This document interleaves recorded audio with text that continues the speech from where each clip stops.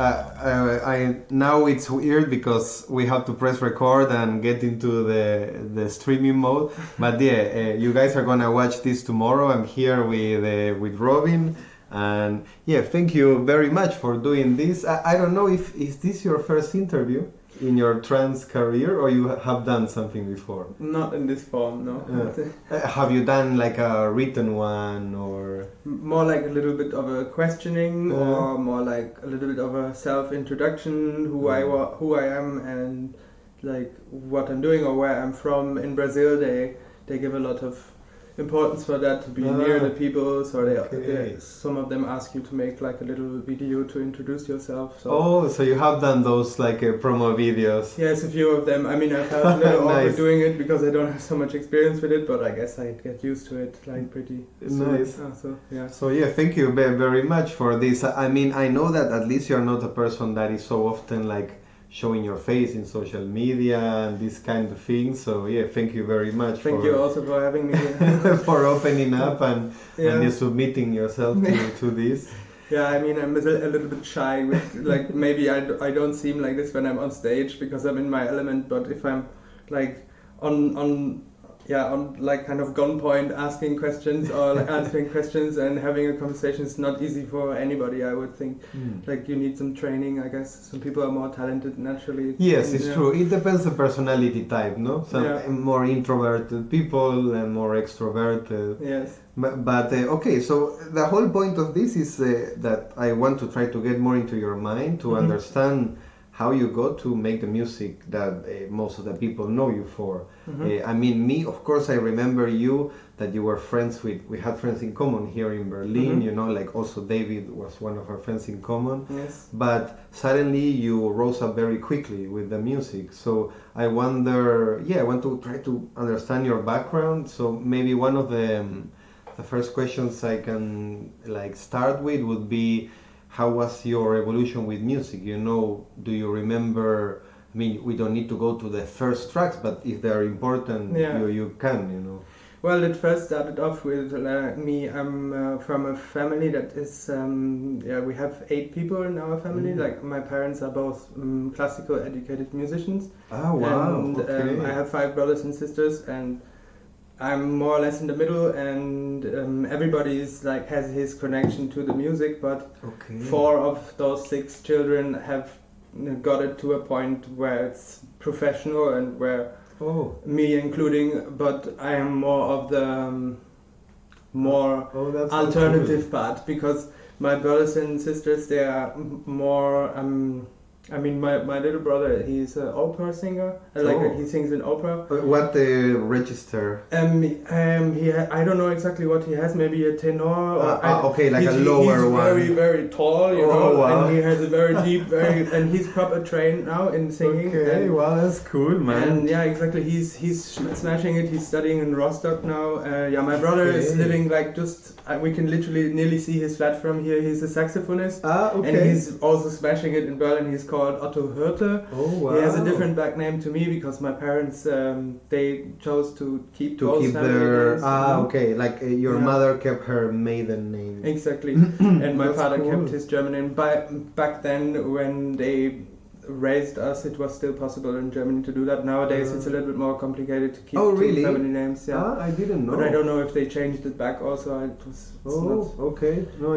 Did you know that in Sweden actually the children always take the mother's name? Yeah, it's like opposite from most of the world, from what I understand. And they add a son in the end sometimes. Yes. Sven, the son of Sven. Yes. Like they have all the you know all the family history with the name. With the name. So connections between names. So wait, a opera singer, a saxophone player, and then my big sister is a flute player. Okay. And she studied in London and in Amsterdam, and now she's living in Amsterdam, if I'm not wrong. Oh, okay. I'm a little bit lost track also of what my brothers and sisters are doing, because there's a lot of stuff always going on. Yes, and such a big family also. Yeah, exactly. And my father is playing the double bass, and my mother is singing in choir, plays cello and plays piano, and that's where all of this stuff is coming from. So my brother is basically into jazz, and all the other ones are more into classic, and my dad is also more into jazz. So I play the trombone. I'm not only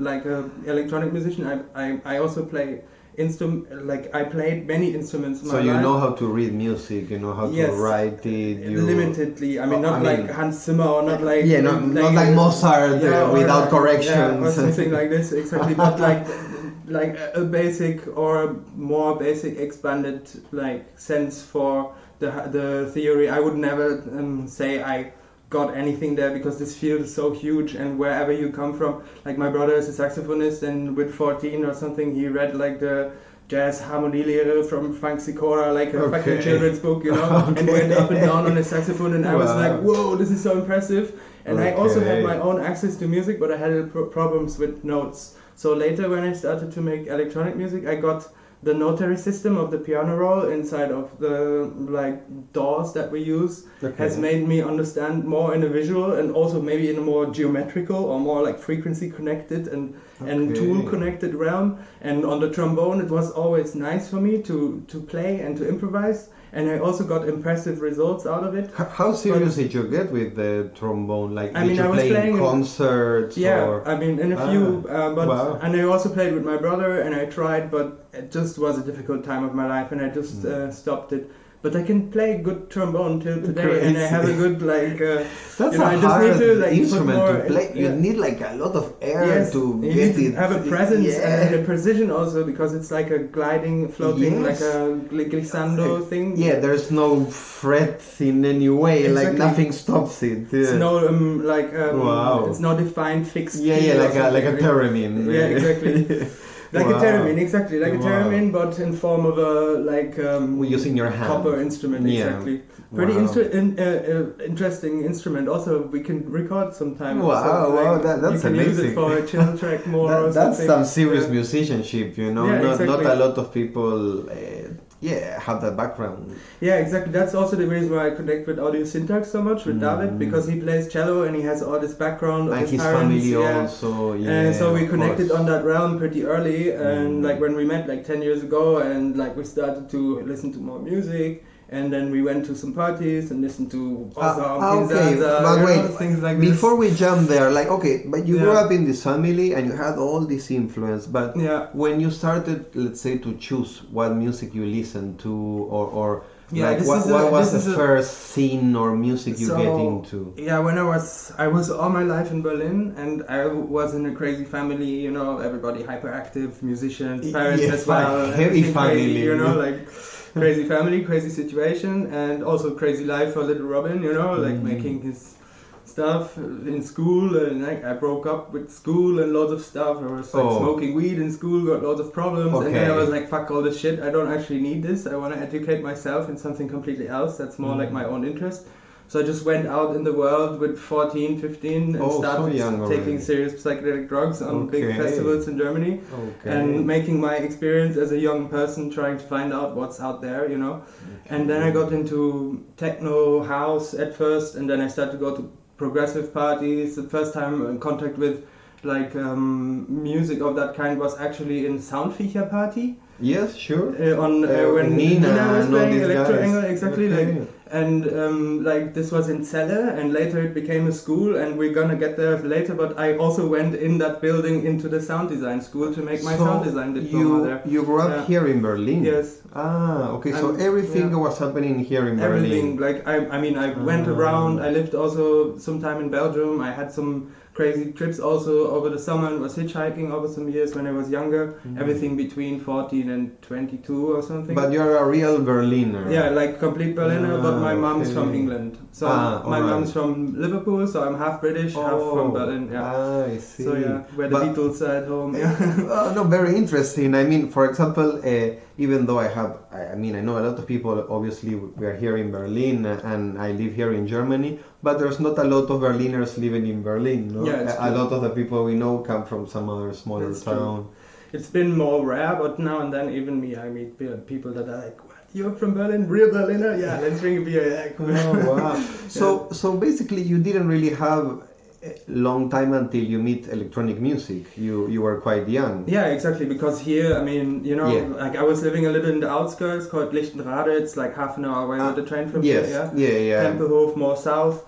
and there, 12 minutes into the city, like you have everything you want in Kreuzberg, every bar, every club, Yeah, and fine. then soon you get friends and you go to parks and they're telling you about parties, and that's how you What slip a into it. killer place to Yeah, live in. exactly. No? Like Yeah, this, fuck. being blessed with the subculture and all the Amazing. music evolution of the city also in the last 52. So you didn't 50 really years, have 70 years.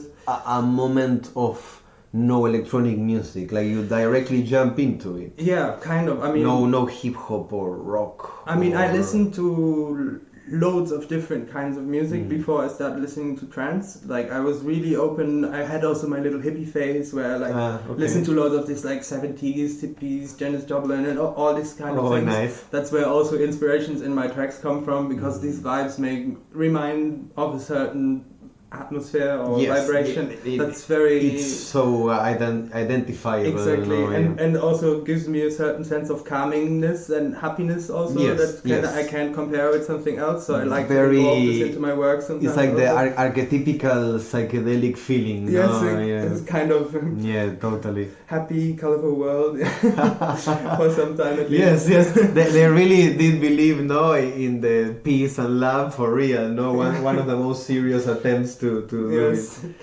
And they got pretty far with it. I mean, like where music has started, where all these involvements of enhancing also substances started, and boundaries were exploited under these circumstances, also through the instruments and all of this like hippie shit, how people call it sometimes. This is the fundament for our nowadays musical scene in the end. Definitely. Because everything evolved from basic styles, and Yes, with and the also basic rhythm, it the idea evolved to into many explore other things. more, no? Yes. Like they insisted so much. So okay, so basically you didn't really play in any bands, or you didn't you went directly to go to parties. here. Exactly, like I mean, I played in some bands, and I made some groups, and I tried with my brother to play with the trombone, and slowly I started realizing this is nothing for me, and I had periods where I completely changed my life and defragmented my whole sociological kind of integration in the city, because I was not working, I was not doing anything for quite a long time, and it was just like a mission how to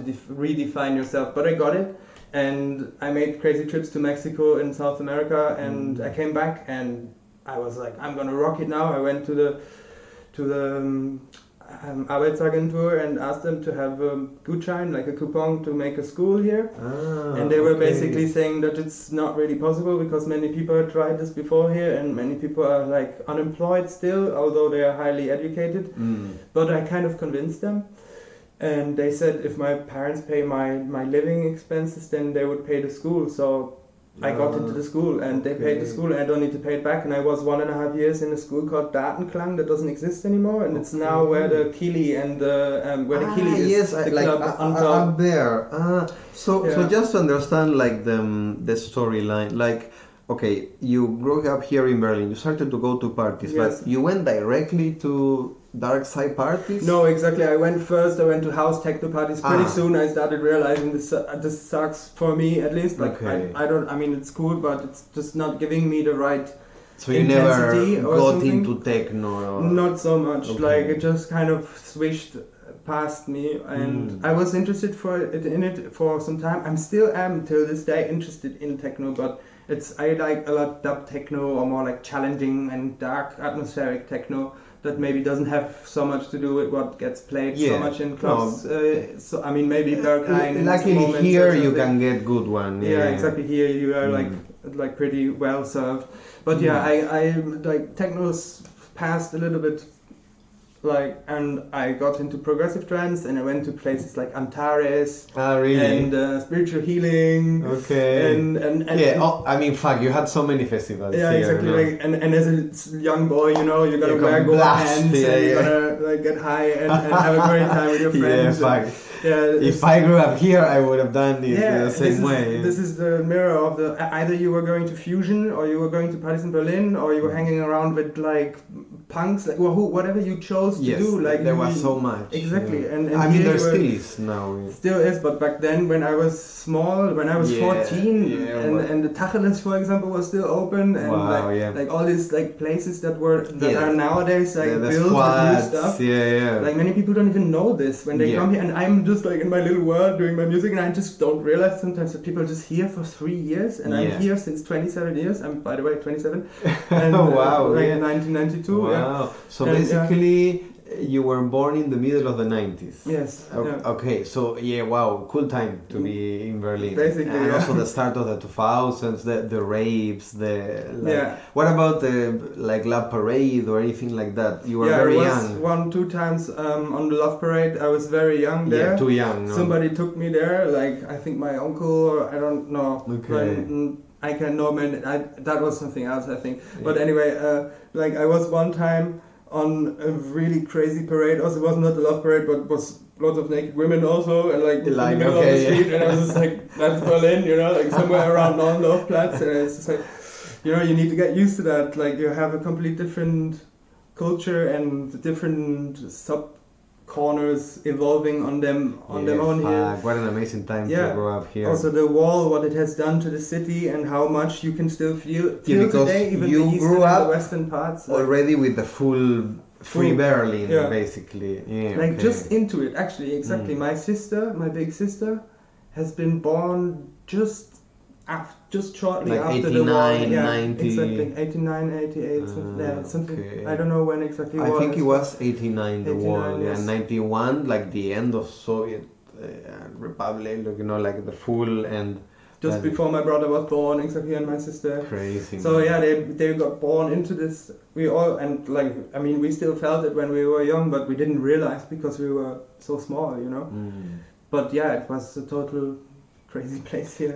And then, okay, so you didn't like house and techno. No, I mean, exactly. you had your small time with it. Then finally you found the Dark Side Party, which was a Soundwicher one. Genau, yes, yeah, I found that one, and I was there with some friends that I actually also attempted to prog parties with, but we also sometimes we just You just want to go to a party. Yeah, we wanted a dark party actually. Yeah. We knew about dark. We got to know more about it. Like we were actually like doing our thing, and then we got more into these kind of things. And then the first thing that actually really took my focus was like Puro Sorpo. Oh, when really? I was really young, like I wow. got more into this like. I listened to it at home. I mean, I listened to dark prog also before that, so I got more over the prog and the full-on parties. They didn't give me enough anymore because I wasn't making music at that time. I didn't even have a computer with Ableton or anything on it or something. I was just juggling on parties, having fun, making my way through the whole thing. And so Puro Sorpo was. Yeah, like Puro Sorpo. And how did you find it? Merkaba, for example, also that was a little bit before. How I found it was because in Berlin you just had everything. I think more or less Odyssey maybe gave, or some kind of dark party, because back then Jifa, Cerebral Chaos, was making a lot of things. Yes, of course. So that was just a little bit after. Like I just did my own thing for 2-3 years, and then pretty fast I met DNS Basti and yeah, Jifa, sure, of course. Like the Avralabim and all the of this first dark scene that came like a little after Psychodelica, Exactly. like the second generation of Psycore. Exactly. Yeah. And the Berlin crew kind of. Yes, yes. And I got totally into that, and like we were doing things together for some years. Okay. And yeah, then I got much more into this kind of music, and then actually finally with like 16 or 17, I was so in young, Psychodelica, yeah. And then I heard Tchaikovsky and all these crazy guys the first time, you know, like all that Prisma and everything, and I kind of realized this is such a huge realm. So that was the 2009. Yeah, I think that was 2009 exactly. Yeah, you. I mean, we were talking before, no, like the one that. People maybe will remember, no, the one that we were all playing in the afternoon together, no, with Cosmo and Kinshasa. That was probably a little later. Like, or it was the one that there was like the full Dark Prisma afternoon. It can also be that it's this one. I'm not quite sure anymore. Okay, but maybe around like 2009. Yeah. And there you were so young, no? I mean, you were like 16, 17. Yeah, exactly. Oh, wow. Because it's 10 years back, yeah. Wow. Yeah, I was pretty young into this kind of stuff because I didn't get enough from the music, and I went see what Krea is doing, you know, Yeah, like, fuck, yeah, and okay. I'm just like, I want to go there, you know, like everybody's talking about this crazy stuff, like I want to go there and check it out, Yeah, and I just lost it, like, you know, Yeah, like the fuck. fucking guys, like all of you guys, like everything, like Oh, I yeah, wouldn't it even was. specify anybody. It's like everybody is doing I this have the thing, same and feeling. my brain was just Yeah, bombarded with even super me, you know, like downloads. Yeah. we were there, like actually, like I have to say that for everyone that was there in all the psychedelicas. No, I mean, of course, the last one was a hard feeling, but until then, it was really a fucking blast, like musically Yeah. wise, no? Definitely. Like the most advanced music you could hear all Yes. together, the mega beats all together, one And after also the other. how this whole event went down, you know, like this vibes there is just like Yeah. out of this world, like just exactly what I needed in that age, because I And also needed it was that so dance, like, pure, man. The feeling there, like so new yes, as well. definitely. I mean, it was all very new to me, so I only got to know a few people, and like after that, I went on a big tour in the same summer, and we went to Odyssey, and then after we went to a private party of Tchaikovsky in the mountains, and that David was one. also there, Audio Syntax. So that's the year. And that one, yeah, that was like even more crazy shootouts because he was playing for 20 hours in the top of a mountain or something. Like, after your first psychedelica, you made this short tour. Yes. And then you arrived to this like 12-hour Tchaikovsky ritual. However long it was, maybe 16 hours even, because he was just doodling some radio noises in the end. I heard that he continued like with like doing music in the moment. Yeah, he was even summoning dogs. He was just like starting to play dog yowls, and then like all the dogs on the whole land that on the spot started to yowl as well. And as if he was just like, oh. He was just going mad with it, like So he that was experimenting with human minds, I guess. That was 100% your first time to see Tchaikovsky The live. second time, because the first time was on that spoken psychedelic, and that was in so the that's night. 2010 for sure. Yeah, exactly. I can remember. Yeah, then it was 2010 exactly. Cool, okay. And that was amazing because I mean all the people on psychedelica at that time were amazing for me, and also the Tchaikovsky set was amazing. And Yeah, but it was the first time Tchaikovsky played Psycore. We were all excited. It was special. It was very special, but the thing in Switzerland there, it was not comparable with any experience I had till this day.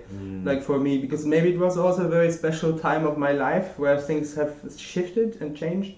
And that was just there to serve me at that moment, and it gave me exactly what I needed. You know? Okay, yeah, because even though I understand what you're talking about, I still don't understand how it was for you so easy to make the transition from the classical musical background. Okay. You directly kind of skipped, all the normal music, let's call it, and you directly went to dark side. So what was it of dark side that caught your attention so much? Because it's quite unique music, no? And it's a pretty good question, actually. You went so quickly, to it. Definitely. It's like, I don't even want to judge any style or subgenre in Psy, but I kind of realized many things about those different styles, starting from prog, going more into full-on, into dark prog, into forest, and into dark Psy, and then into more high-tech core like elements. Like I don't even want to give a label to it. Experimental side, and faster also. Yeah, of course. faster that haven't been labeled properly yet. Yes.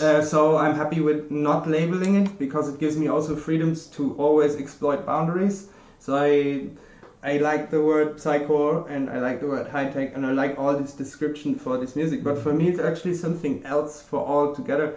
Like I feel like this music has been following and joining me through my life, and through the dance and the expression of your freedom to act and choose and to move however you want. It's like kind of downloading information into my body, how I can so for dance you, to the music. It was immediately like this, the experience. Yeah, kind of. I mean, I took psychedelics. Of course, that is part of parties also. Exactly. I mean, I was also on. But not everyone gets to that side also. So it seems that you were particularly sensitive to that.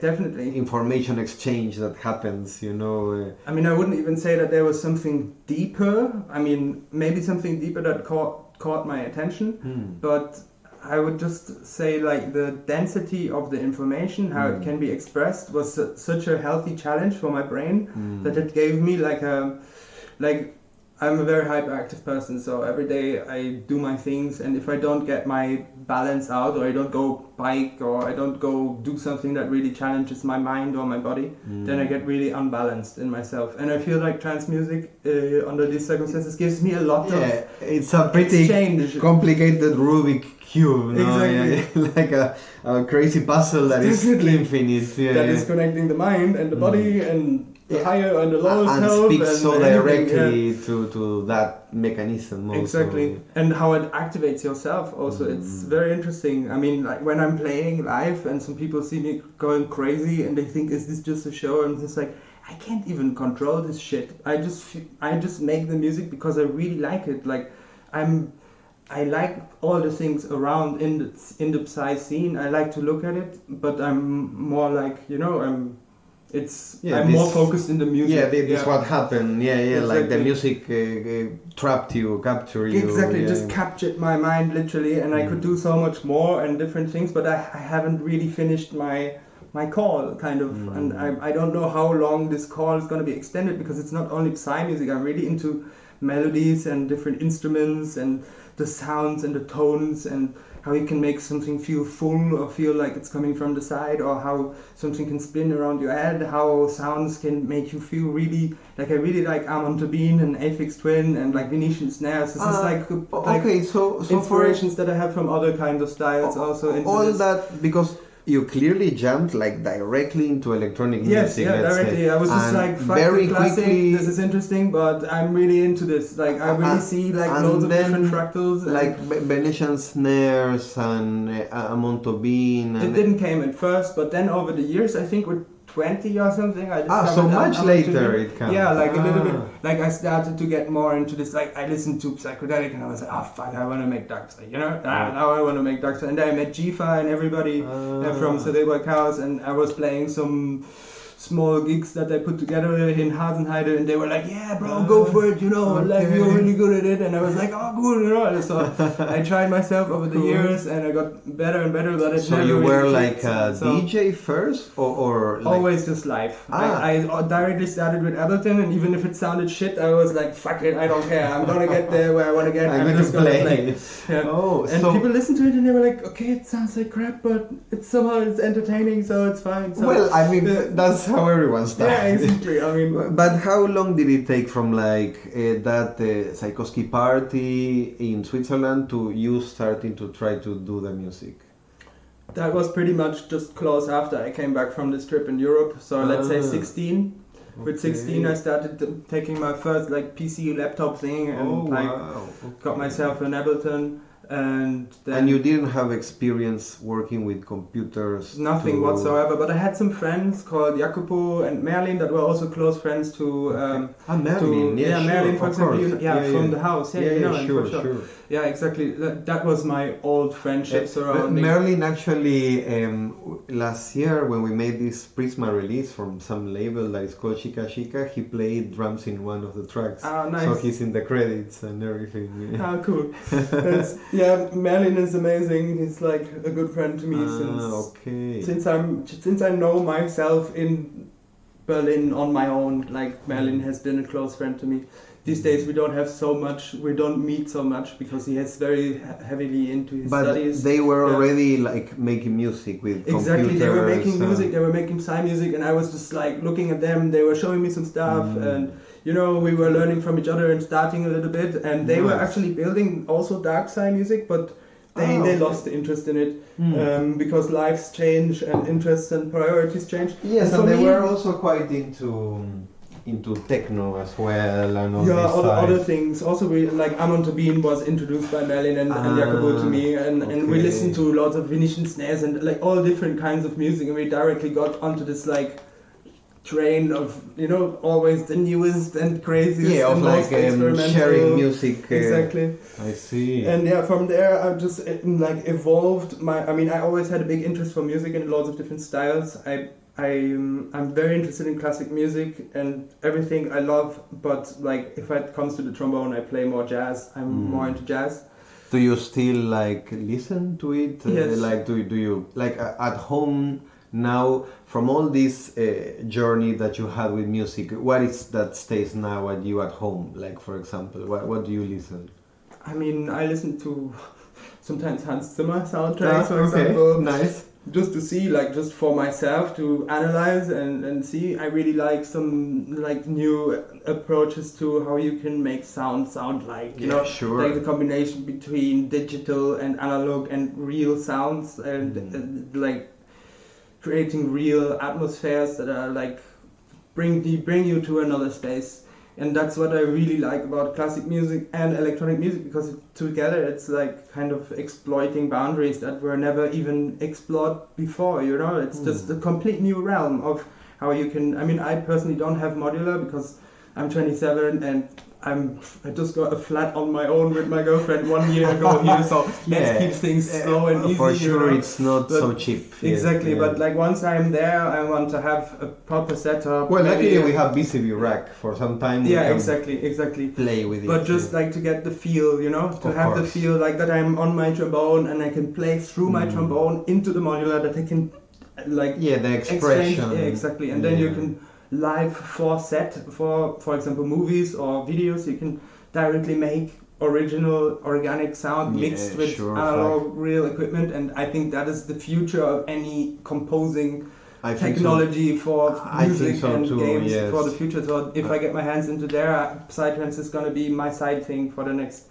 that's really what I want to do. I want to like best would be go back to a school that teaches me composing. Oh, okay. So yeah. Okay, so wait, I'm gonna remember this to ask you a little later. Yeah. Yes, but now going back to, because we talked a little about how free trance is and how more or less you can do whatever you want, but it's also true that people very quickly try to put like labels and names of styles. So how was it for you? Like when you started to discover Dark Side, did you already knew it was Dark Side? Did you already made the difference between what is high tech, forest? Like I mean, I knew Kazaka back then. I knew Porosopo and Durango that came first into this like forest, more darker realm. So I started to go to all these like main Dark Side parties in Berlin, also Cerebral Chaos parties, and every time there was a different crew starring. Sometimes was the South African guy, sometimes was. So I got it all, you know. I just got the full proper education. Like somebody comes with the best wine and the cheese, and it's just like, what do you want now? Yeah, you know? Berlin, man. Yeah, it's like, what am I asking you? Like basically,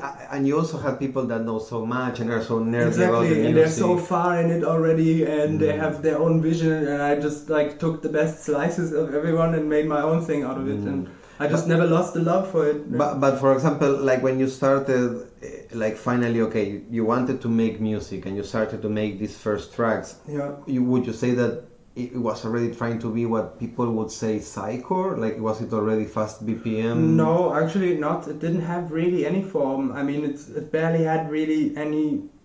I mean, I was really good in some elements. Like, let's say, I got some good, upgrades in my brain while I'm working. You are learning. Exactly, you're learning and you're figuring out your things. But not till maybe 3 years ago or something, I got my shit together. I was just like literally surfing in all. I mean, don't we all? I mean, who knows what they're doing in the beginning? Yeah, exactly. No one is planning a career, And I'm still not to this day. I'm so acribically like planning to make it sound like something. It just needs to have a certain form now, I think, because I'm like got annoyed of myself trying to show the people what I was working at home on, and then the mixing and the workflow and the whole composition, the production technique, or where I was at that point in my life was not enough for me to show really what I actually want to show. And nowadays I'm much more at that point already, like I can express what I want to express, and my ideas float better, it's more organized, it's more cleaned up, and I really wanted to reach that point. It took quite a while because I was in so many different realms and every track was so different. For example, that's I'm curious, like, because again, like now I come to this question knowing already what you're doing now, so I know your music now, so I'm trying to imagine what happened. Did you have like any influences from dark side? Like, of course, we mentioned Tchaikovsky, Yeah. and you mentioned that in the beginning it was like kind of you liked everything. Yeah, it's but still then to when this you day. I mean, it's like this question is pretty difficult for me because like for sure, like everybody knows Tchaikovsky's work and knows that it's an extreme, outrageously talented person that made so many different things happen. And it's very interesting for me to listen to this music, but it's as interesting to listen to so many different other people, even newcomers and things. And because I always stayed open with your all of music this, doesn't sound like Tchaikovsky music. no, exactly, because I'm inspired in like anything really. Like I'm inspired in a lot of Brazilian guys these days also, and a lot of people in Mexico and people in India that start a lot. I would say all this everywhere around. You know, there's different approaches. Would you like be okay with the idea that a lot of these sound people say that is Psycore? Do you agree with this, or you don't care? I mean, or you I like have to the say label? I was pretty ignorant while it was coming on because I didn't even give a shit about it. Like because I didn't want it to label anything anyway. And then somebody just came along and said, "Oh, that's Psycore," and I just got into like spending time with online with Cinderwoman from Animalistic. Like that was the first steps when I was like having my own like kind of production and my own kind of tracks finished, and I sent it to him, and I was still very shy and didn't know, insecure, and he was just like, "Man, this is amazing stuff. Cool. Like, please just work more on it, like, and send me, like, I'll be at your service if you need some mastering or something done." Nice. And I just got really like involved into that feeling, like, you know, that like non-profit like unity kind of vibe of being like that's a cool union. Yeah, exactly. Yeah, like, that's a very cool That's crew. a real crew, you know, and it's like I love a this attempt, big respect to David Cindervomit. And to Louis also, exactly, both of them, Louis. or anybody that is involving all himself of them, into this. super nice people. Yes, exactly, and what they can make happen under this, you know, premise, and like anybody else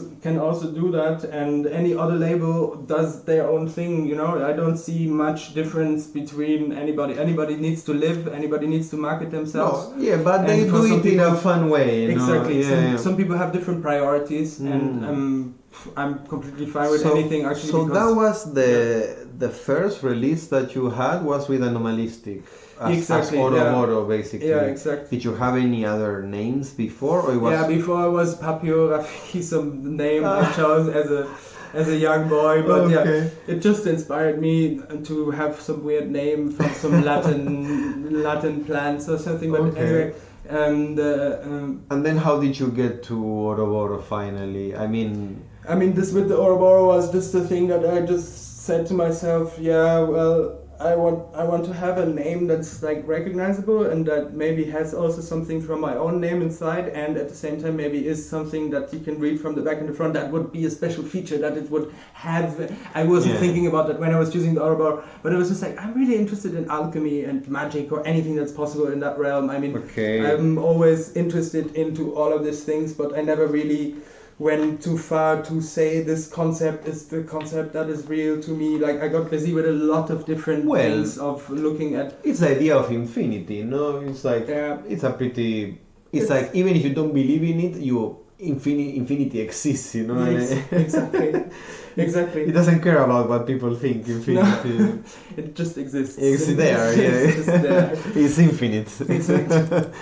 So this is just like I'm really drawn to old paintings and geometry and and it's an old concept. It's exactly, true. and I'm just very drawn and like attracted to it. And I had a book at home. It's from Robert Anton Bartlett or something. It's called Real Alchemy, and he's just like a guy that was taught by a person called Frater Albertus. That's one of the oldest alchemy guys. Golden Dawn people. From 1910, 1920. That's supposed to be the oldest alchemists. The Western mysticism tradition. Exactly. And I think like my name and even also my girlfriend, where we are originating. If you see my brother, if you see me, you clearly see that I'm more originating my genetics from Liverpool. And Liverpool before was pagan. My girlfriend's from Wales. That's why I speak Welsh. So this all So the you Celtic guys roots. found each other Yeah, through the I think millennia. so. I think so. That's because really cool. like I'm really connected to all these old understands. I had even like dreams even of me seeing myself in other lives before, where even people with swords would be and stuff. I don't Well, remember. yeah, Because, I mean, you guys come from here, no? yeah, exactly. All This that is shit our happened here. This is our past. This is in Exactly. your DNA, you know, in your Exactly. collective unconscious. And I think this also vibrates in my music because I express me in there, and that's who I am. And okay, so Yeah. there, let's go there, because me, I was trying to put all the pieces to understand, yeah, what happened when you finally did what you would consider, like, let's say 3 years ago, where you made like your real first tracks that you liked. So, what was your intention there? I mean, did you have a clear intention of the style? I mean, for sure, I think, was there a moment that you did like slower music, or the first tracks already were fast? Because what I remember was already kind of higher BPM. Yeah, it was like really random. Like yeah, it was really random. Like sometimes I just started the set and I was like, yeah, I'm gonna do on 200 now. Okay. And then I was like, okay, I'm gonna do on 140 now, or I'm gonna do on 160 now, and I'm just gonna try around. And then I got into feeling for the bass lines, but pretty soon I got into liking the realm between 160 and 250 BPM. Okay, 250 came now in the last 2 years, Holy shit, but in the okay. beginning was like 160 to 200. That was like 250, my kind of Holy shit. like interest, you know.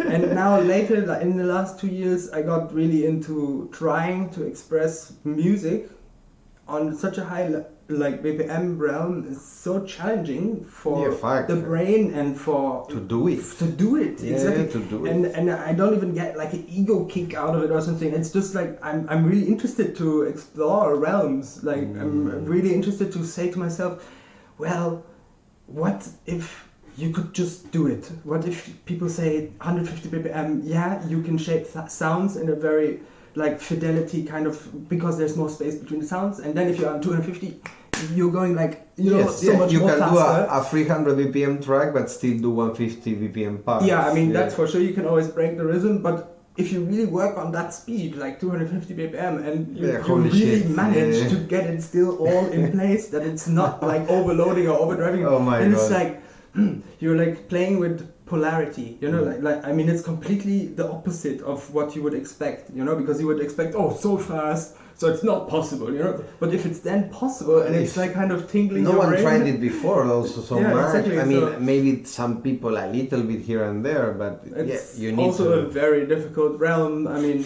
and I think atmospheres are the key, and like because if you shape things in a very open space and make it all the time interesting for the listener, maybe like have bells, like mallets and melodies inside, then the harshness under it is like a complete opposite to it, but somehow balances it out in harmony, because the nice things are carrying the harsh things. So for you, it was important to do a little faster music. Yes, you didn't feel you could get to that level of intensity. But more like a scientific approach. Yes, like a scientific musical approach. Like you know? certain experiments only work in certain temperatures. You know, so okay, your experiments only start to work. Like, you know, you need to go to space because the physics in space are different. After BPM, like the physics change somehow. You know, after certain.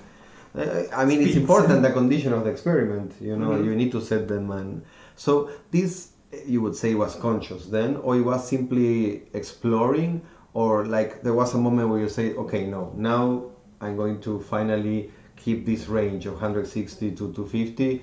Was there a moment that it was conscious, or you would say now, just because you're thinking about it, you reach? It was a feeling. It was more like the intuition that got me there. Like, that's my vibration, kind of.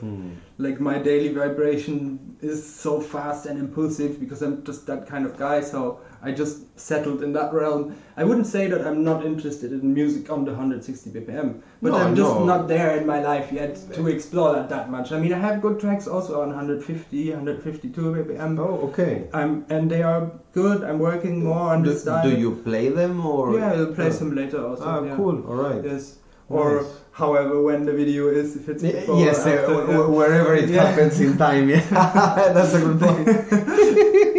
Yeah, we are jumping reality like a comic book. Yeah.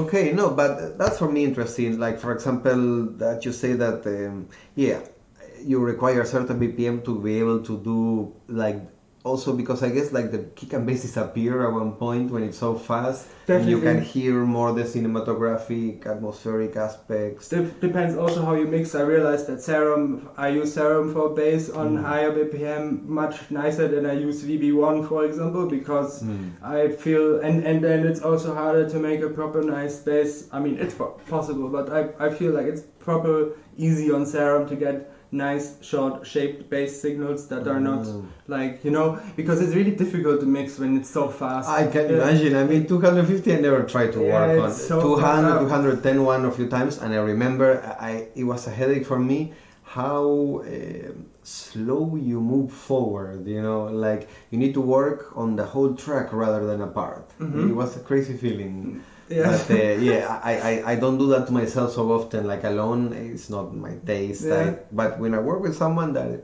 they're more used to those beats, I think it's interesting. Yeah. And I don't know. For me, for example, how is it now your relation with trance? Do you still listen to some releases, or you are already so much into production that you really... Depends of my mood, I would say. I mean, if people put some new music out, I listen to anything. I really like Deviant Force and all these guys also, and you know, like all this like things more in like a slower realm, more like forest dark side. I like these things also, but I'm more usually tended to get my brain tingled, because when I listen to more slower things, I would say now, I feel like my technical brain is listening there. Like I like to listen to very well formulated music because I listen to the sound design, because I know myself things about music now, so I can compare that to my own knowledge and maybe learn further. You know what I mean? You listen on parties to people and you go home and you're like, your whole brain is like, you got new ideas for some leads, for some percussion. Yeah, I mean, mixing. That's interesting with you, because what I noticed is that like it's a little different. Also, no, as I was saying before, like you're one of the youngest that I interview, so I noticed that your story is a little different, because in your case you did very quick jumps when already all the information was like ready for you to absorb it. So that's very interesting too, you know, because you were very young, all the information was there, you got it immediately, and it didn't take you very long from being in a party blasting to being on a party yourself blasting people. Yeah, true. So that's a quite cool evolution, that also you kind of grow up in the scene, which was already quite big, you know, there was already parties. So how is that for you? I mean, do you feel like there is a difference, you know, in having been born directly into it, or you think you would have gotten into it anyways? You know, do you think that you would have made any other music, you know, in your life, or you think this was your true calling and psychedelic trance was like your mission in life? I mean, it definitely is. It's my absolute call, and I'm completely convinced that it is my thing, and I'm totally rocking it, and I love it. Yeah, I mean, you were born into it somehow. Yeah. But if I wouldn't have been born into it, as you just said, I don't know what would have happened. I mean,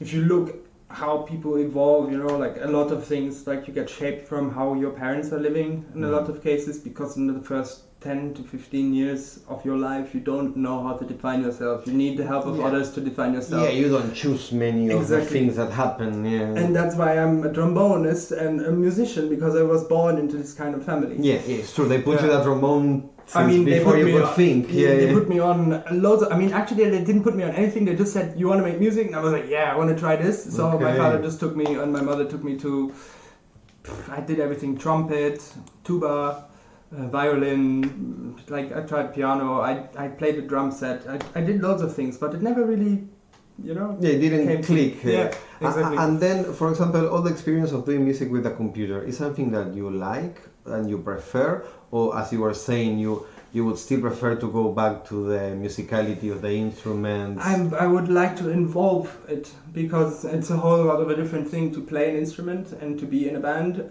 or to actually compose something digitally. So if you compose something digitally, you could record 4 different instruments at 4 different times in 4 different days, and then to put them together and then you can jump time, no? You can do impossible things. Exactly, and you can add instruments that are not even possible under this. So this is what's my future call. Like now that I realize the equipment that I have and that's what I can do and know enough about mixing now and enough about things to make my things, you know. Now I can use my microphone and my trombone and things involve more of this. Cool. And maybe in the future make like a family album, you know, like more, maybe have some Amon to Bean parts and then some really classical opera parts. That's so cool. And then some really crazy breakcore, Igor parts in between with some opera and then back to something, you know, something really complex written through, and I'll take my brother and my sisters, you know, and all of them. And we have so many. Exactly. And we just, because all of us together are like a huge bomb of musical information and taste. And if that can be led together over me as a medium on the computer, then the outcome of that would be one of a kind. That sounds so cool. The future idea. So okay, I wanted, because maybe we didn't touch so deeply like on your music itself, because okay, one thing is like what happens to the people listening, another thing is what's going on through your mind. But for example, even yesterday, I was hearing a little of Nusper Jungs and also what David is doing, and I feel that you guys are into a more like shamanic, tribalistic, atmospheric experience of psychedelic trance. So I wonder, is it because some people, have like super psychedelic experience and can be very meaningful and spiritual, and some people, feel like they get more into touch with knowledge. Other people are more into this music because they come more from the sound design, Other people just like to blast. So how is it for you, your relation with that part of trance? Do you think your music has a message, a feeling, or an idea?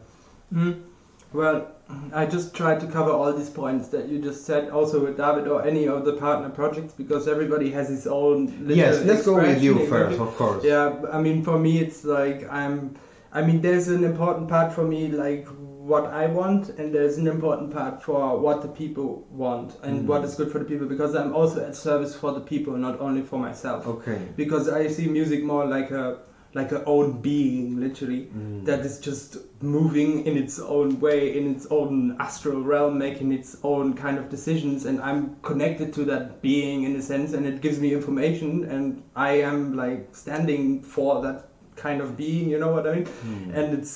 And it's just leading me through my own interest level. It's like you don't own it. I know, exactly. You just bring it here. And it also gives me information, literally. I give myself information in the end, if you want it like that, because I'm on parties and I know what works and what doesn't, And sometimes things that don't work, they work at other moments.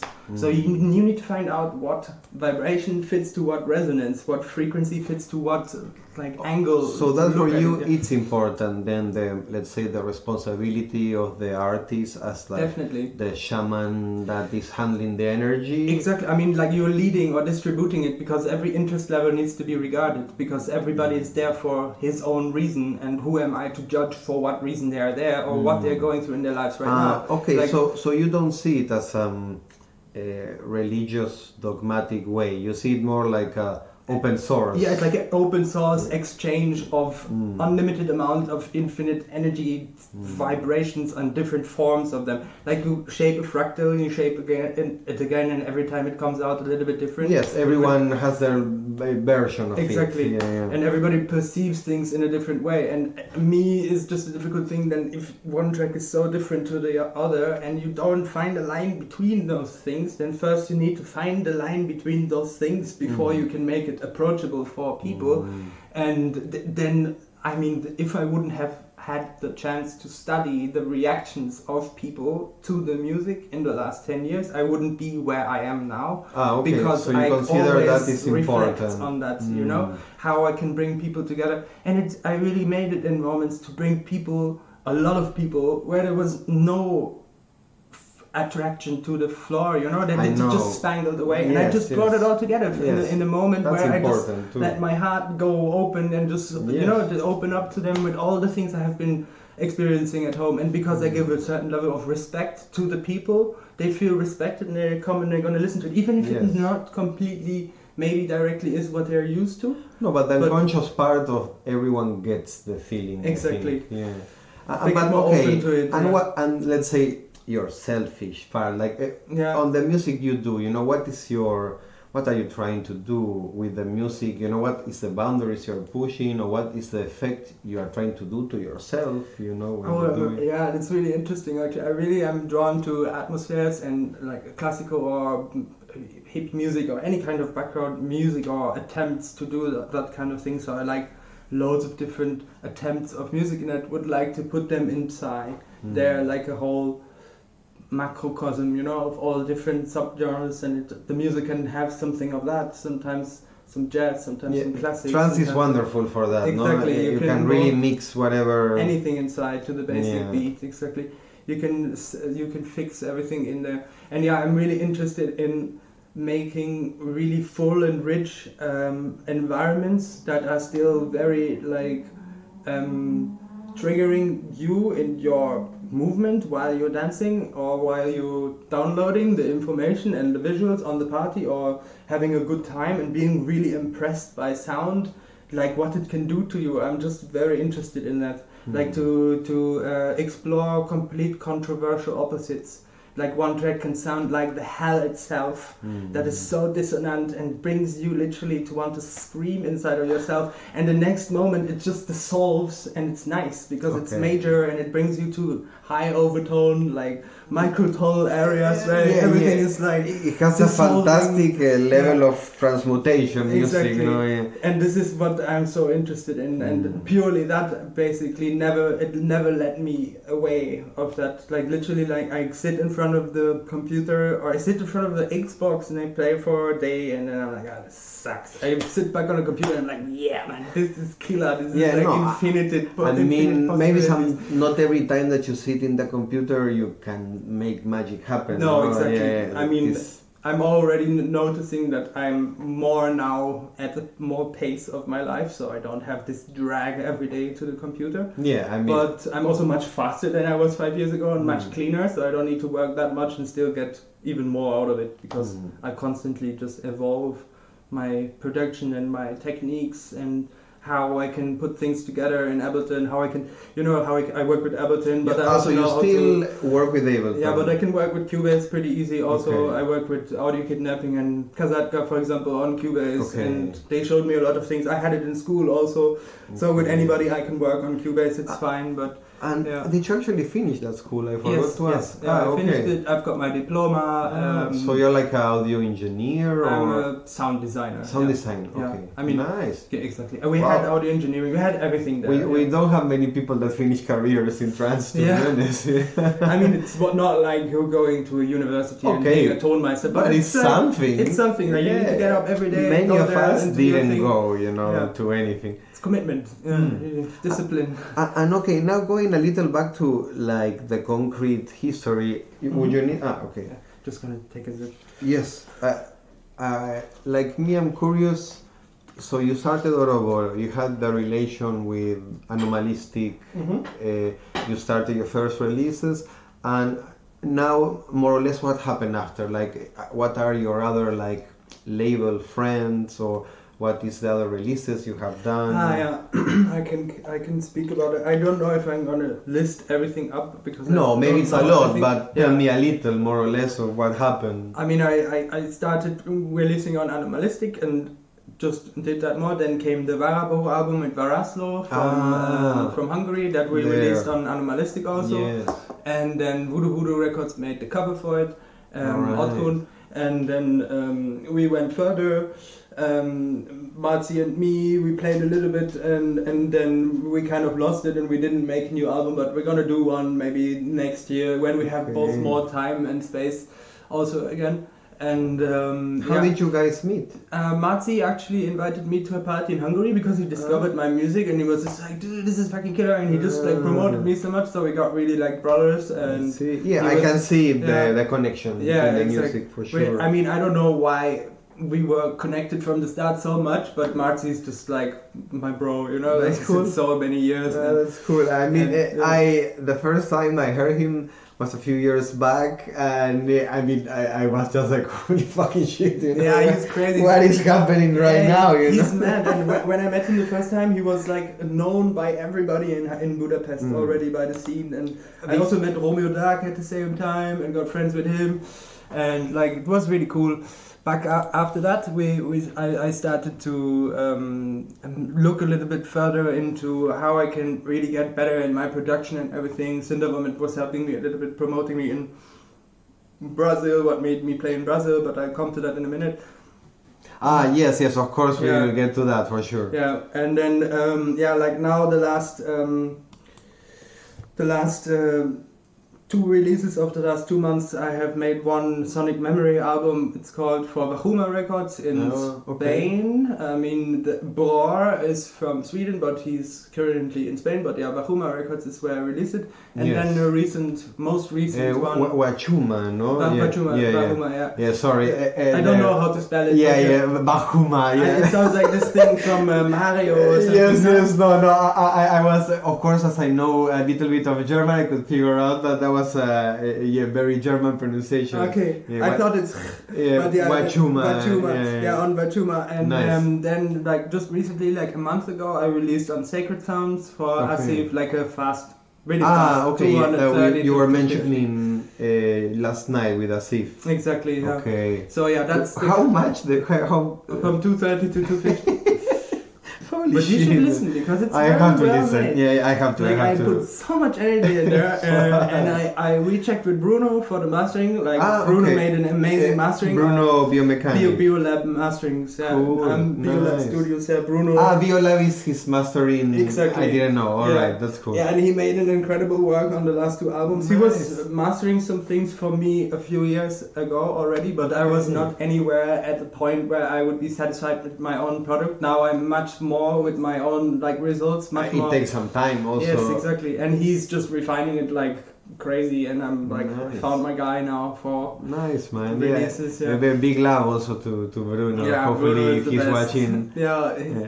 Nice Greets man. to him, yes. So then like I mean you did a lot of albums, and also you mentioned already one of your side projects, which is with Baraslo. Yes. And what other collaborations? Okay, so I have Oroboro with Baraslo, then I have a project with my girlfriend in Wu Wei, then I have one project with Audio Syntax called Knusperjungs. Yes. Then I have one project with Krone from Greece, it's called Oroboro. We're going to release next month our album, also it's going to be mastered by Bruno. Okay. And then the next one I have with one guy called Void Scream from the south of Germany. We're making more like a dark, atmospheric, ambient, breakcore, but also dark side kind of album on Horodelic. No, this is Oroboro. We are doing it on. I'm not quite sure right now. Actually, maybe but Blackout. I don't just to go quickly, like a little slower through each one, like. You said you have a project together with Evelyn that is in Mumbai. So what is your concept there when you're making music? I mean, of course, the idea is that we will have you guys later playing as well, but tell me a little, at least your perspective of what your guys are doing. We are trying to make more like a fast, atmospheric and depth in the music, like with lots of singing and voices. Even we were like a lot at home also listening to just like shamanic music, or like just music from the Amazon, or just some singings from Shipibo tribes, or like lots of different things. So would you say that is more like a feminine touch with the voices? Exactly. And all that? I mean, the attempt of Nwu is actually also to have a complete balancing out between the genders, and to bring like peace and like a certain it's I mean, it also has its certain form of brutality. Well, I mean, it's still fast. You also doing it, no? Exactly. Like so. I imagine it's not But when we're making music together, we're trying to bring more like when you have nice atmospheres and voices that get pulled over the whole track, and there's a feeling in it that just doesn't leave you, afterwards. It's just like calming you, or making you really happy, or making you really impressed by it's not something supposed to be like sharp. More dreamy or mysterious, and more like relaxing, and I'm also much more interested, in Kalitratus, Kazatka, Yaminaho. I like this kind of style, so I have also a lot of this kind of patterns and sounds in my like music. background and Exactly. influence. And I like all this forest, like Orestes, whatever, audiopathic, all this like branch from there, all this kind of delayed sounds. I'm also really into this kind of stuff, so I try to involve these techniques also into my workflow. And okay, moving on, I don't know if I'm doing it in the same order you mentioned, but okay, about the Knusperjungs. Tell me more. I mean, yesterday we had a little of the opinion on David too, and I remember you told me the idea was a little more free, but tell me more. I mean, like audio syntax, David and me, we are more like, we wanted to also... They're quite serious normally. Yeah, we wanted to sell ourselves also with the audio syntax and Oroboro, because it's something that you can have on many parties, and it's a recognizable name, and it's very serious. Exactly. I mean, we're not trying to be that serious, but normally enough to you are very professional, serious as audio syntax, and as Oroboro, I would say it's pretty like serious music. Exactly. And then as Knusperjungs, it doesn't need to be so serious. I mean, it doesn't. We don't mean by that we can be messy. It's just like a more an experimental approach. Because if I give David my sounds and he's just cutting through it, and then I cut through his, and then we sit together and make some stuff together, we're just getting really different results, because we have really different people. Like literally the polar opposite of each other. So it's more like the collaboration came more because you're friends. Yeah, and because we're interested in each other's rounds, because he listens to my tracks and he's like, fuck, there's some stuff that I really fucking want to learn or know, and I listen to his stuff, and it's this, like we have this both with each other, Yes, so yes, you like challenge each other. Exactly, since many years already, actually. Okay, so David, for example, it's one of the persons that he kind of saw you growing up, no? Yeah, like we grew up in the scene together, literally. Like he knows you since like your first moments in Dark Side until now. Yeah. Like he was always there, actually. Yeah, David's like, where did you actually come from? Like he was there with you in Psychodelica. Yeah. He was there with you in the Psychosky party. Was his car. Epic, we were epic in his moment. Iti and David. Okay, that's cute. Because it was Iti and David then, and we just went there sometimes 10, 12, 14 people. yes, I remember for sure. Making crazy tours. That's where it started, exactly, yeah.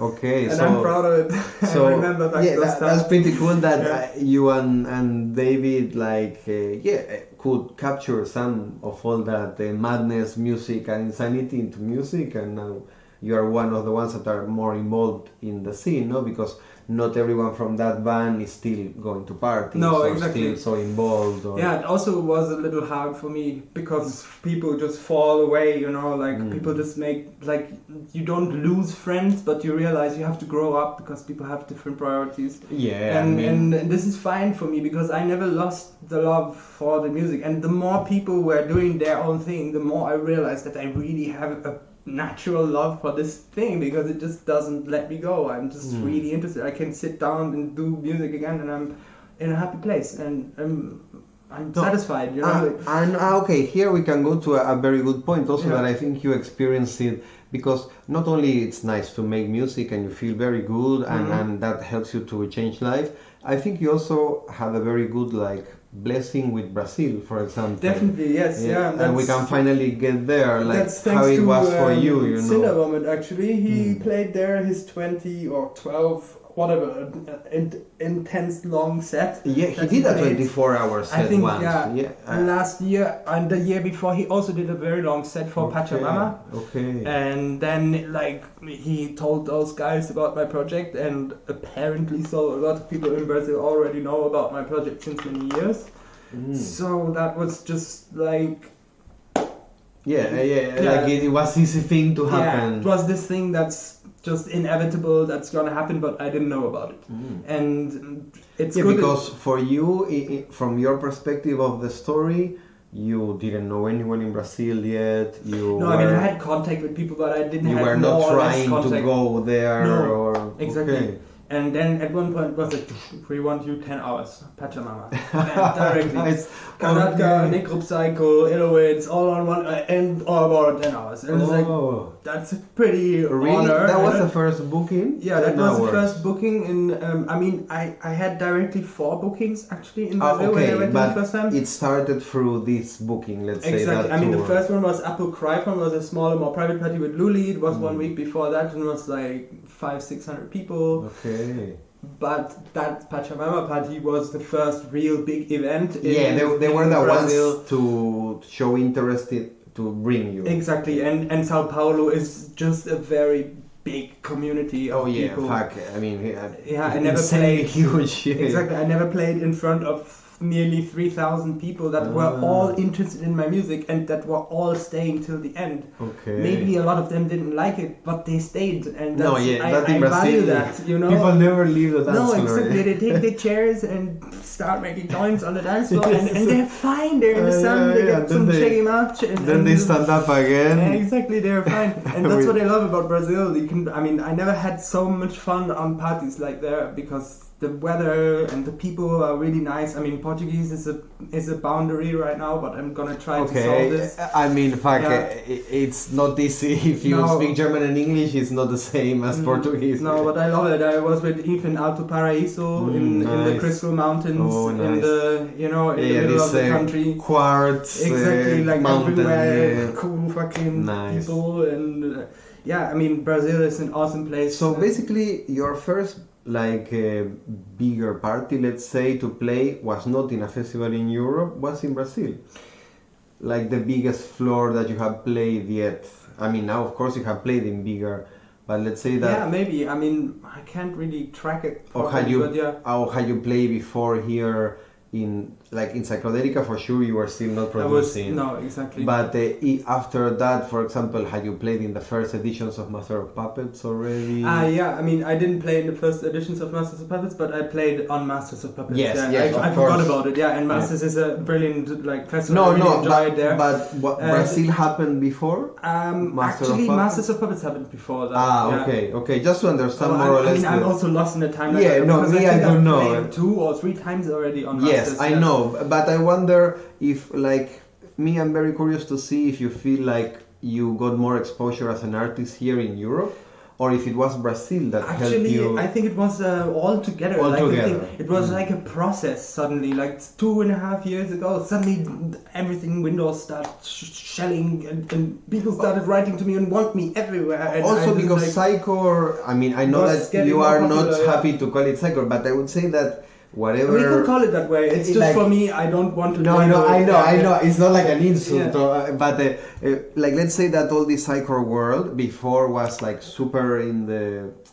edges of the scene, Yeah. and now it's slowly coming to the scene of Dark Side. Like, Yes, it's true. Every Dark Side event kind of feels like they need to have like a Psycore night. Exactly, you know? and I think that's good because the respect to the creativity is given. I mean, even if, I mean, it's always the same thing. If people in their old interests of old school or older styles are established, if they want to be respected by the young, they need to do it the other way around. The young respect all the young. There can always be the space on the party for everything. No, I think. yeah, for sure. For dark music, for forest music, for psycho music, and if people don't want to go there, or if there's not such a huge interest, then the floor needs to be smaller and the sound system smaller because But I there's not so think much money. But it can be involved. Now you guys kind of turn the tables around, you know, like for example, Slowly. like the biggest Psycore scene for sure must be in Brazil right now, in the world, let's say. Definitely, like, it came like up the there. biggest parties. As you told me, 2005, you played Dark Prisma there, and nobody was listening. Man, we and, cleared yeah. dance floors at least until 2009, you know. And like, I was not aware of this because I was a small dude just trying to figure out what's music. And for me, it was but, yeah. Pulsar that the first time I noticed a difference, you know. Like me, I came from playing in parties where there was a little full on and like, you know, a little dark, but it was confusing crowd, to suddenly one day arriving to like the mega Brazil universe of Pulsar, you know, and it was like, holy shit, bro, like these guys got their shit ready, you know, and, like everything is, and then I play in Sao Paulo, you know, and there I saw, okay, wow, you know, like I was in Anaka and then with the Cosmic Crew guys, so me, I was like, holy shit, like no one from Brazil could have predicted it. And also no one could have predicted what I think is very interesting, that before the hegemony and control of what was cool was more in Europe, let's say. And now suddenly, because Brazil, there are so many people and they are so active and so passionate about it online and social media too, they kind of shifted the opinion on who become more popular, who, like what kind of music goes up or down in popularity. And it's definitely a very complex alchemy. It's crazy. How people get to what points in Brazil. And I can tell you also that out of personal experience in the last 2 years in Brazil, I have witnessed and noticed that there is a huge competition there also.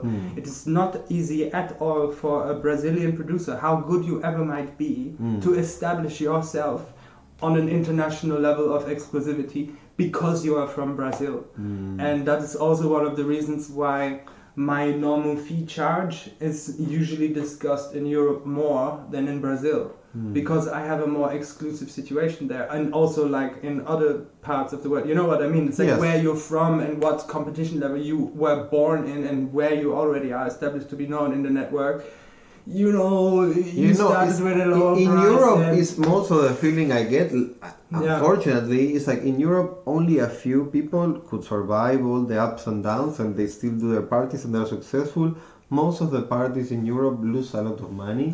So it's just like freaks doing them because they enjoy it, but then probably next year they won't do another party. Exactly, it's a limited hobby because you always need to generate money from another point that's gonna carry the loss. Exactly. So what happened in Brazil for me is like not only gave possibilities of careers to many people, also like like for you.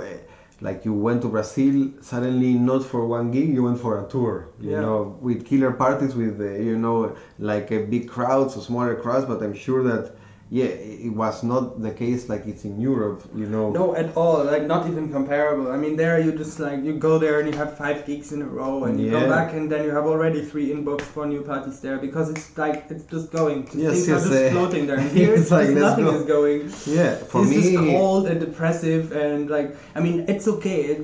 How the scene in Europe is looking like is a mirror to how our society has evolved too, in form of gentrification. And lots of other like rent raises and not such a like people don't earn enough to live a certain. I mean, people are more conform to a normal living situation. And in Brazil, they earn even less. But because there's so many people there, it just establishes. And also, maybe it's true that, like for example, now with the streams, like when we do these streamings, I can tell you most of the people that are watching are more people from the third world than from like the first world, let's say. So I think that in the end, the people that also live in a fucked up situation are the ones that appreciate the music and the art and what's happening much more. What's a shame, but I mean, I won't patronize anybody because everybody can listen to what they want. That's the good thing about music. But me, I can watch because in Twitch, I don't know who is the people, but I can see from where, and mostly like the most people that watch are from Brazil, definitely. Like Brazil wins in all the streamings.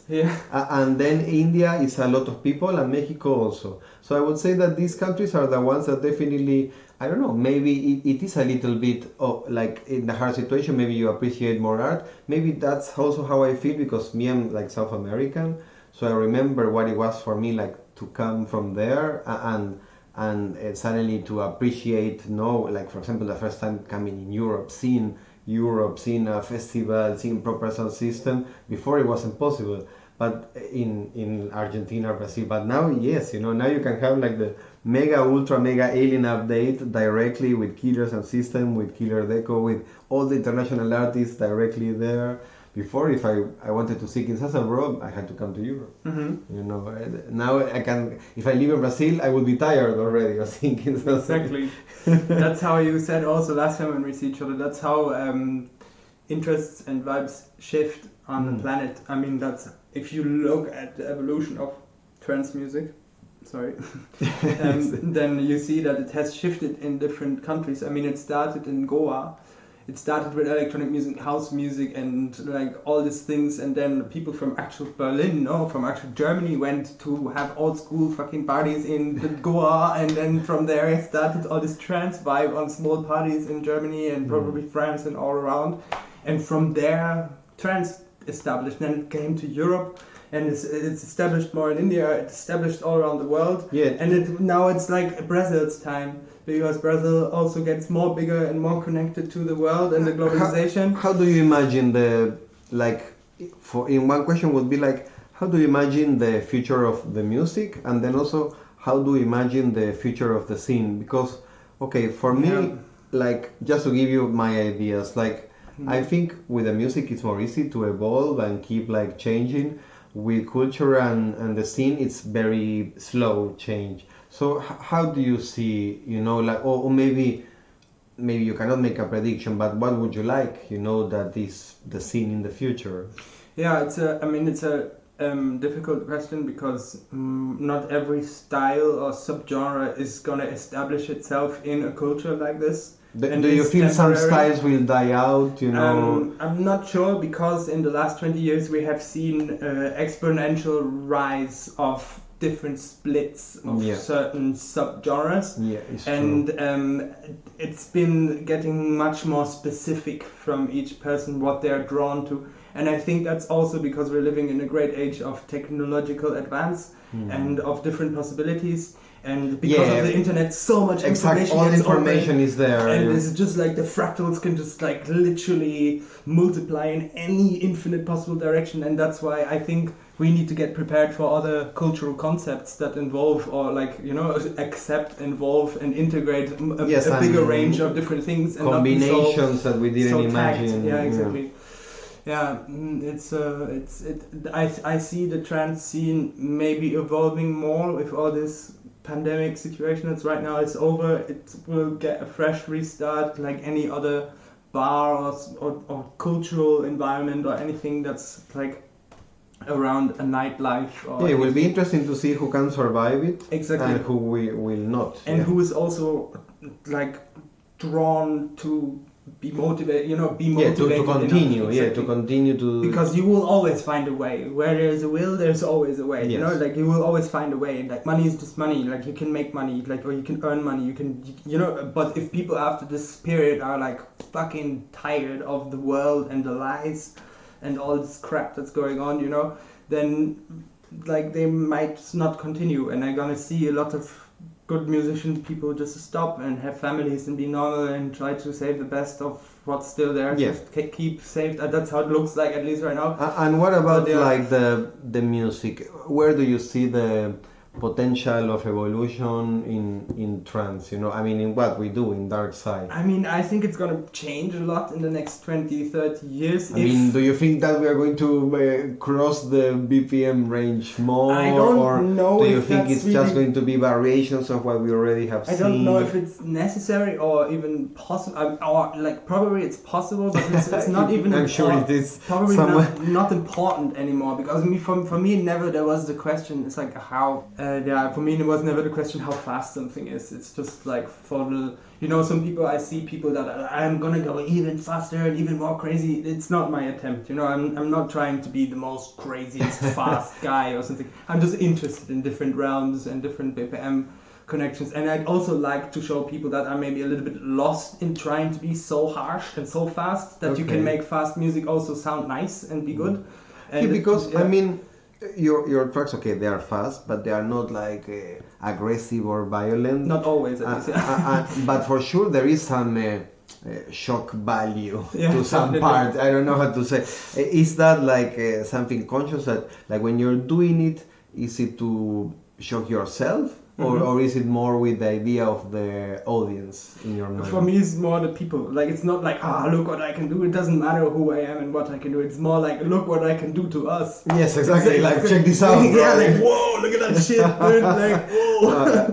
Let's go get a drink from the bar. Like. In the end, it's like, come and look at my audio perversion. Yeah. It's just like wanking off on the experience. Like, literally. Yeah, that's why my love is so infinite for it, because I'm not doing it for me directly only, it's just like a medication, like a self-medication. So do you believe in that? Do you believe in the healing and therapeutical aspect? Definitely, of like this music? 100%. I think it kept me away of getting completely insane or even tending to be suicidal. I never was in that sense, but like if you don't have anything in life and you don't know where to go, then fucking what does it matter, you know? The Yes. boundary between life and death is just dissolving. I think And art you is just- very important to give meaning to life. Exactly, also, and it yeah. did actually do that to me. It did actually save my life in a sense. No, okay, yeah, Yeah. that's important. It's not a small thing to say. Yeah, because it's like I'm such an impulsive person, and sometimes I react or behave in ways that are maybe not acceptable for me or others, you know. And I much better got to deal with that character trait since I make music. So you feel also that evolving in music is also going together with evolving as a person? Yes, definitely. I think it's very much helped me as a guidance over the years. Also to even have a normal conversation with you right now and Yes. not be completely like everywhere. I mean, I'm anyway doing that, you know, because I'm that kind of person. But imagine me 10 years ago. Okay, You know, like no, it's just, with more energy and less direction, yeah, for Exactly, sure, the exactly. energy can go everywhere. It's you know? just like hot air, you know. But if I that see. hot air is directed, then it can do quite a lot, quite in a speed, you know. And, No, and that's that's cool. where I'm getting to these days, you know, knowing my energy level, knowing how to use it and to direct it. So, Yeah. so in the end, you feel that even though maybe sometimes you make music for an audience, in the end, that audience is it just you two, you know, like or like because me sometimes when I make music, I imagine that public or that audience that is listening to the track, but in the end, I realize it's just my imagination. So I realize it's also me, you know, it's also like another way of trying to experience the music from the point of view of the listener. It's hard, no? It's As very well. hard. It's like looking at yourself from the eagle position. Yeah, which is Always you hard. can never do basically. Exactly. I mean, you can always try. It's like meditating. In the moment you yes. try, you're already doing it. It's Yes, like, exactly. In the moment you think about your breath, you're already being aware or something like that. Yes, in that instant moment, immediately, yeah. You're already there. Yes, you're already That's the funny there. thing about magic also sometimes. No, I'm getting there, you're already there. Like, it's already happening all around you. well, in the end, it is like a collection of. Like if we agree that what we are trying to do is a little bit impossible, then all the experimentations are going to be like failures, but that's exactly all the successful parts too, no? Trying, no? And attempting to reach divinity 1,000,000 Exactly. times. Yeah. Because that's what people have been doing since thousands of Yeah, years. yeah, it's in any other subculture. It's a square and a circle again, you know, and It's just for any culture in the whole world, from the Incas to the Mesopotamian, however they're all called. They were all alchemists in the medieval. They were all through art and music exploring and nearing themselves to their higher selves, to their higher divination. Matter and spirit. And that is what also governments and gentrification is suppressing these days harshly. And I think they know what they're doing with suppressing that. Because these days, when we have this crisis, everybody realizes how important culture and music is. Yes, and for art. sure. It's very funny that in the end we are considered something that is non-essential and not important. Definitely, and that's just the mechanical way of looking at it. Intelligence happens on many different levels, and not only on building houses and being intelligent about science, but also on an emotional level. For sure was a cultural lockdown in many ways. Exactly. Yeah, sure. Yeah, that's also... It's a shame, but we hope all that it's gonna get back to our freedom of expression. So okay, going to the future, like you talk a lot about many projects, and what is your more like near plans, at least, to release music in this year? Audio Syntax, in Knusperjungs collab, the Oroboro collab from Krone in Greece. I forgot I was with Krone. What kind of music you do together? We are making like melodic, atmospheric things, where it's also sometimes no bass line, and sometimes, you know, like more giving space to the person to listen. Sometimes it's like literally like a fusion between me and mine and his style, or his and my style. Because like Krone uses also like me a lot of like nice voices and atmospheres. And yes, and like samples, drums, exactly, and that's where we are also it's a little bit like the same but different, like with Marzi Varaslo. But Marzi has a different kind of pre-background. It's more like in heavy metal. Sounds more heavy metal, like a psychedelic rock with breakcore. Like Jim Morrison. All right. The little Marzi. So then this year we will have a release of Knusperjungs. and from Oroboro. And in Wu Wei also. Ah, all this year. Yes, Oh, I fuck. think I want to finish this because I don't want to make one album a year. I want to do 4 or 5, as many as I can. I mean, if Because- you feel it, go for it. Exactly. I mean, because I'm really fast at working. I have a lot of ideas, and I needed a long time to get my ideas and put them directly into place. And nowadays, I feel like things are just. If I feel Man. like a track is done in a day or 2 days, I can sometimes, tell you one thing that I learned from like having gone through this career of trance too. Take advantage, man. If you're feeling now and right now you feel so hot. Me, I have the feeling that when I was very young, I was a little naive in feeling that I would forever have the same level of inspiration with this particular crazy music. And I have to say that I wish that many old tracks that I started back then that I told myself, I'll finish later, I know how to finish. that you have finished them. You know, I wish I would have considered it even finished back then to try to get it to a point to release it because it was worth it. There were very good ideas and I should have taken advantage of that. So yeah, if now you feel it like it's flowing, don't even think about it. Just Exactly. do music, you know. That's what I'm thinking also because it might disappear at any time, you know. Yeah. Life can change also at any moment. And, Definitely. And exactly, I think any kind of expression is the part, like you said yesterday with Knuspelings, it's an evolving thing. Like Oroboro and Audio Syntax and Knuspelings, all these color projects, it's an evolving thing. It's not a style labeled in a ready performance. It's always evolving. Yeah, you Like, find out what it is by doing it. exactly, and that's what is the interesting thing about it, and that's what also gives the That's interest cool. level to the people, because it's always something new. Every time you look on the channel, there's always something new happening, always a new track, always something that's going on, and people get hooked up on it, and it's a good way to market yourself and keep people interested, and then life is possible finally, you know, and Yes. you're not just sitting there and like. I mean, right now, Pressing thumbs. exactly. At the moment, it's like we have all these like people that still make all this music, and we don't have nowhere to play it. Yeah. So yeah, then now we are going through the digitalization of many scenes. You know, like every scene is making streams, like drum and bass, dubstep. You know, so in the end, it's like. Well, hopefully this is just a temporary thing until we can finally go to a real habitat, no? Where, Exactly. That where, would be what we all want for the next yeah, hopefully. 6-7 months, hopefully. But wait, okay. So now we kind of gone through all the questions. So Pretty well. so we can slowly get ready for you to play. So if you want. I mean, first of all, I want to say thank you again for awesome. doing this and opening up and sharing your music. And also, thank you that I feel that you are like a very good crop of this new generation. You know, like your ideas are right, the music is right, the intention is right. So, yeah, really hope you can continue. You know, I Thanks. wish you like a Yes. super career, not Thank just you. a mega ultra success. Thanks. Because I think it's cool and yeah, go for it. You know. And I mean, it comes from somewhere. You know, I was listening to your music. I learned from sure. you guys. You know? I mean, it's amazing it's just the that next step now. you're and- finally one of those kids that were there listening to us in Psycore, but that you finally grew up. You know, Yeah. and now do my own thing. exactly. Yeah, Like you back then did your exactly. own thing. Yeah, exactly. Like me, I was talking salsa and I didn't know what to do, so I went back home and I did music. Fuck, I need to learn this shit. Yeah, like how to do this. Yeah. Yeah, man. Yeah, that's where we're all the same, you know. We feel something there and we want to know it and we're gonna find out about it. And Yeah. it's a drive. so And cool, if man. this drive goes away, it's also okay because life changes in its Well, priorities. yeah, It's fine. I mean, in the end, it's like I'm pretty sure that people that do music so intensely will always keep making music in one way or the other. Also, Definitely. but yeah. But if you want, you can say goodbye to the people that are Yes. still not there. And yeah, thank you, Robin, very Thanks much for having me doing here. this. And thanks guys for listening to all these things.